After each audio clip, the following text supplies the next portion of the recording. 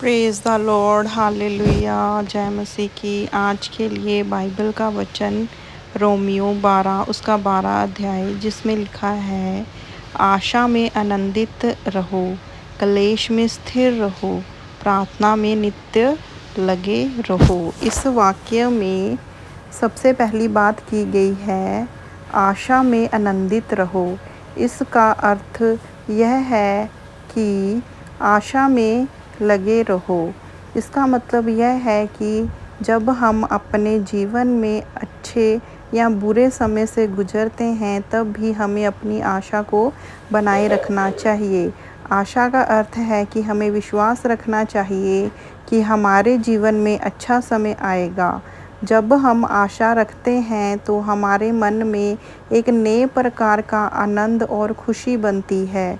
यह हमें सकारात्मक सोचने में मदद करता है और हमें निराश होने से बचाता है। दूसरी बात यह कही गई है कि क्लेश में स्थिर रहो। जीवन में कभी कभी कठिन समय आता है, हमें समस्याओं और क्लेशों का सामना करना पड़ता है। इस स्थिति में यह पद हमें सिखाता है कि हमें धैर्य और स्थिरता बनाए रखनी चाहिए। हमें हिम्मत नहीं हारनी चाहिए और ना ही घबराना चाहिए। कठिन समय में स्थिर रहने से हमें समस्याओं का सामना करने की शक्ति मिलती है और उन्हें हल करने में हम सक्षम होते हैं।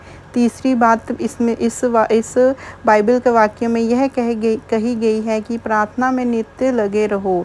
इसका मतलब यह है कि हमें नियमित रूप से प्रार्थना में लगे रहना चाहिए।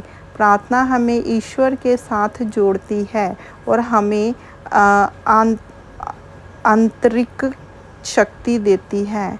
बहुत ज़्यादा हमें अंदर से शक्ति देती है। जब हम नियमित रूप से प्रार्थना करते हैं तो हमें शक्ति और सहारा मिलता है। यह हमें मानसिक और भावनात्मक रूप से मजबूत बनाता है। इस वाक्य के माध्यम से बाइबल हमें सिखाती है कि हमें हमेशा आशावादी बने रहना चाहिए। कठिन समय में धैर्य और स्थिरता के साथ काम लेना चाहिए और नियंत्रण रूप से प्रार्थना करनी चाहिए। यह 3 बातें हमें हमारे जीवन में खुशहाल और सफल बना सकती हैं। आशा में आनंद, क्लेश में स्थिर और प्रार्थना में नियमित लगे रहने से एक सच्चे विश्वास के जीवन की पहचान होती है।